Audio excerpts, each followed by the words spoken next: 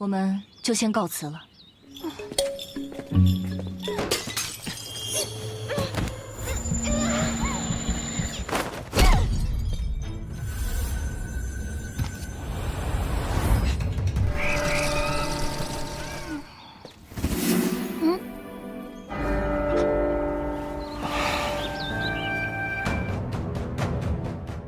Kembali lagi bersama Bang Jago. Seperti biasa Mimin selalu mendoakan kalian semoga selalu dalam keadaan sehat dan dalam kondisi terbaik. Di video kali ini Mimin akan menceritakan sebuah donghua series dari Immortality.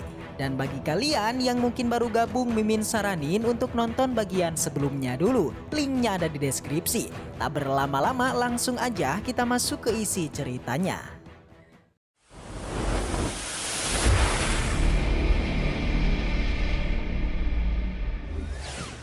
Cerita dilanjutkan yang kini memperlihatkan perbincangan Long Xuan dan juga Pang Han. Di sini dia memberitahu kepada Yu'er kalau kompetisi peringkat Gunung Sanhe ini benar-benar berbeda daripada ujian sebelumnya. Karena ujian ini mengandalkan kekuatan pribadi mereka. Jika Yu'er sama sekali tidak ingin berlatih, bagaimana bisa dia melewati semua ini? Tetapi Yu'er berkata kalau dia sebenarnya tidak peduli dengan masalah tersebut. Dia hanya perlu mengakui kekalahannya karena dia hanya ingin bermain daripada berlatih. Lalu Long Xuan pun mengajak Yu'er untuk cepat pulang karena istirahatnya sudahlah selesai, terlebih juga kompetisi peringkat Gunung Sanhe akan segera dimulai.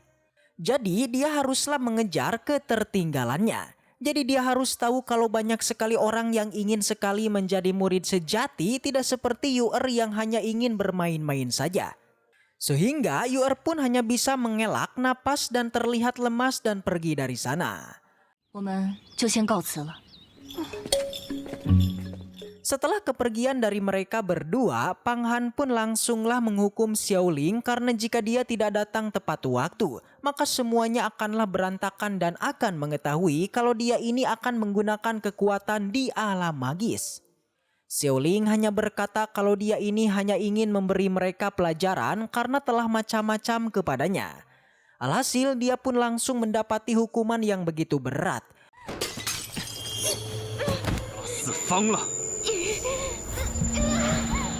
Sembari meminta untuk kejadian ini tidak akan diulang lagi. Jika benar-benar terjadi lagi, maka dia akan dimasukkan ke dalam lukisan naga Huangquan lagi. Sedangkan untuk Ye Nantian dan juga Pang Qingwei kini bersama lagi. Di sana mereka menemui senior Wan Lu, dia juga sudah mengetahui kualifikasi tentang Pang Qingwei. Dia meyakinkan kalau Pang Qingwei memiliki kualitas yang begitu bagus sama seperti Pang Qingsu. Tetapi semua ini hanyalah pujian saja, dia benar-benar terpikat dalam rencana mereka. Lalu Ye Nantian dipertanyakan oleh Wan Lu, apa tujuan dia datang ke sini untuk membawa Pang Qingwei. Lalu Ye Nantian pun langsunglah memberitahu alasannya. Dia membawa ke sini karena Pang Qingwei akan mengikuti kompetisi Gunung Sanhe untuk menjadi murid sejati. Dan untuk dirinya sebagai seniornya tidak bisa membantu Pang Qingwei untuk bertambah menjadi kuat. Jadi dia memutuskan membawa Pang Qingwei ke hadapan Wan Lu untuk membantunya meningkatkan kultivasinya. Lalu senior Wan Lu pun merasa begitu iba padahal dia ini mempunyai kakak seperti Pang Qingsu yang begitu luar biasa dalam hal kultivasi. Tetapi dirinya ini selalu melakukan pengasingan yang membuat dia tidak mempunyai waktu untuk merawatnya ataupun membantunya meningkatkan kultivasinya. Perlu diingat kompetisi ini bergantung kepada diri sendiri, yang seperti itulah ucapan dari Pang Qingsu dan juga ucapan dari Long Xuan. Tetapi jalan yang dipilih oleh Pang Qingwei ini sebenarnya sudah salah. Dia bukan mencari bantuan untuk menjadi dirinya lebih kuat, tetapi mengandalkan orang lain seperti dia diberikan senjata ajaib untuk memenangkan kompetisi tersebut. Berbeda dengan Yu'er, Pang Han dan juga Long Xuan yang berlatih keras sebisa mungkin untuk memenangkan kompetisi tersebut. Mendapatkan senjata ajaib yang berupa cambuk kebanggaannya, senior Wan Lu meyakinkan dengan cambuk tersebut dia pasti bisa mendapatkan peringkat yang bagus dan pastinya akan lulus menjadi murid sejati. Sedangkan untuk si anak manja yang sedang lagi dikurung yang bernama Jin Sitai, ternyata kurungannya masihlah belum berakhir. Hal tersebut juga membuat dia sangatlah bosan karena hari-hari berada di penjara. Dan dia kemudian menanyakan kapankah hari seperti ini akan berakhir. Lalu tak lama dari itu juga Yuan Jiankong datang dengan meminta bantuan kepadanya, yaitu apakah dia bisa meminjamkannya senjata ajaib kepada dirinya untuk mendapati peringkat dalam kompetisi murid sejati. Dia berjanji jika Jin Shitai memberikan dia senjata ajaib, maka dirinya akanlah menghapuskan seluruh rasa malunya dan dia juga akan membuat Pang Han tidak lulus dalam ujian. Ditambah dia juga meyakinkan kalau dia pasti akan melakukan yang terbaik untuk dirinya di masa depan mendatang. Tetapi Jin Shitai sama sekali tidaklah mau karena Yuan Jiankong ini telah mengikuti Hua Tiandu di mana Hua Tiandu pernah menjebak dirinya. Lantas Jiankong membalasnya kalau dia kali ini tidak lagi bersama Hua Tiandu dan dia juga mempunyai masalah kepadanya. Dan benar aja perkataan tersebut membuat Jin Shitai langsung tertarik. Dia bertanya padahal banyak sekali murid sejati mengapa dia malah datang kepada dirinya. Lalu Yuan Jiankong pun langsunglah menyanjung dirinya membuat dia benar-benar merasa tinggi. Mendengar semua pujian tersebut membuat Jin Shitai merasa kalau 100 tahun lagi dirinya akan menjadi salah satu peringkat di 5 besar dari murid sejati.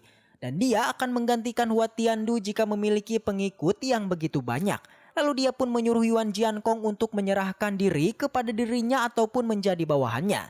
Dengan begitu mudahnya, Yuan Jiankong pun langsung berlutut dan menghormati dirinya sebagai senior. Dan berjanji kalau dirinya ini akan mencapai alam rahasia dan akan menghilangkan hukuman dari senior Jin Shitai. Lantas karena sudah dipuji-puji membuat Jin Shitai langsung memberitahu letak senjata ajaib yang telah dia simpan. 一定可以一雪前耻。你反过了。 Sementara itu, Pang Han telah berhasil menyerap pil ajaib bintangnya. Dia merasakan kalau pil bintang ini termasuk salah satu ramuan di kelas atas. Karena kekuatan ini sekarang sudah mulai bisa dikendalikan dan juga sudah mulai stabil.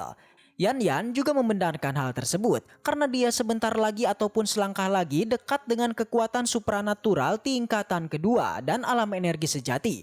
Namun secara tiba-tiba mereka mendengar suara lonceng yang begitu besar yang menandakan kalau Sekte Yuhua telah memanggil seluruh murid batin dan berarti kompetisi peringkat Gunung Sungai Sanhe akhirnya akan dimulai.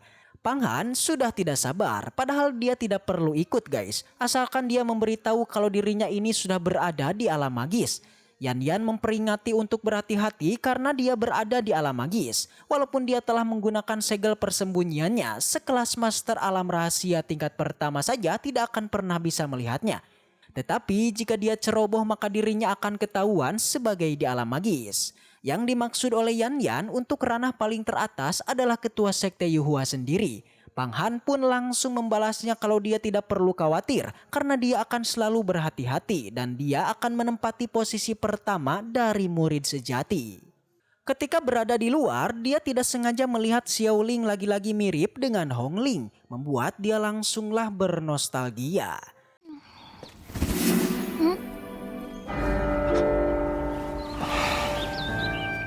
Beruntung saja suara lonceng lagi-lagi mengganggu pikirannya membuat dia tersadar kembali.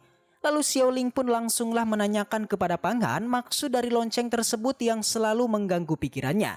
Dia menjawabnya kalau itu adalah lonceng untuk memulai kompetisi gunung dan sungai Sanhe dan Pang Han mengajak Xiao Ling untuk pergi dengannya. Kemudian dia menekankan untuk tidak pernah meninggalkan dari pandangannya. Selama di perjalanan, Pang Han mendengar beberapa murid sedang berbicara tentang beberapa sekte yang memiliki senjata ajaib.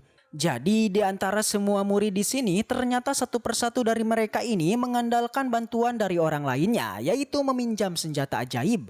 Bahkan juga ada yang berani mengambil senjata ajaib dari sekte luar dan juga beberapa dari puncak lainnya. Berbeda dengan Pang Han, Yu Er, dan juga Long Xuan. Dengan ketiga murid batin ini menganggap kalau memiliki senjata abadi ataupun senjata spiritual, itu sudah pasti akan mendapatkan bagian dari peringkat gunung dan sungai Sanhe. Dan mereka dipastikan akan menjadi murid sejati, padahal kompetisi ini mengandalkan diri sendiri. Ye Shizhou. Tidak lama dari itu juga di persimpangan perjalanan ada Ye Nantian, Yuan Jiankong, dan juga Pang Jingwei. Di mana mereka juga membahas tentang mendapati senjata spiritual yang begitu luar biasa. Dan Ye Nantian pun merasa terganggu menyuruh mereka bertiga pergi dari sini. Kini mereka bertigalah yang berhadapan dengan Pang Han. Tetapi di sini Pang Han mencoba untuk mengabaikan mereka bertiga.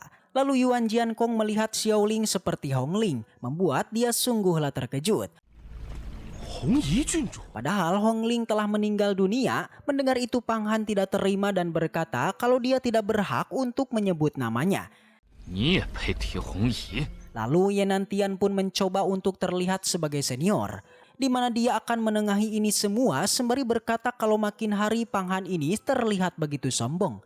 Tetapi Pang Han pun langsung menambahkan kesombongannya. Apakah dia ini ingin bertarung dengannya? Dan dia pun langsunglah membalasnya asalkan Pang Han bisa lulus ujian dari semua ini. Maka dia akan menerima tantangan tersebut.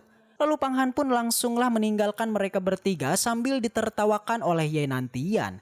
Namun Pang Han sama sekali tidak lagi memperdulikannya. Untuk Xiaoling, dia kemudian menanyakan bagaimanapun juga dia itu adalah keturunan kaisar monster dan bagaimana bisa dia membiarkan orang lain untuk mempermalukan dia seperti ini. Lalu Pang Han kembali menanyakan kepadanya, jadi menurut dari Xiaoling apa yang harus dia lakukan dalam situasi seperti ini? Dengan begitu entengnya dia berkata jika dia menjadi Pang Han, maka dia sudah pasti menghabisi mereka bertiga. Pang Han pun langsung memberitahunya kalau ini adalah sekte Yuhua, yang dimana sekte ini benar-benar sangatlah benci kepada para monster. Untuk melukai sesama murid aja pasti akan mendapati hukuman yang begitu berat. Dan ini adalah menghabisi 3 orang sudah pasti akan dibinasakan. Jadi Pang Han meminta kepadanya untuk membedakan alam para monster dengan alam para kultivator. Lalu Xiaoling pun langsunglah menanyakan kepada Pang Han apa yang disebut sebagai putri berbaju merah ataupun Hong Ling. Mendengar itu langkah Pang Han langsunglah terhenti dengan berkata ada beberapa hal yang tidak perlu dia ketahui tentang semua ini. Dan setelah itu cerita pun bersambung. Baiklah, mungkin segitu aja untuk pembahasan kali ini. Semoga kita selalu diberikan kesehatan untuk mengawal donghua ini. Dan sampai jumpa di video selanjutnya.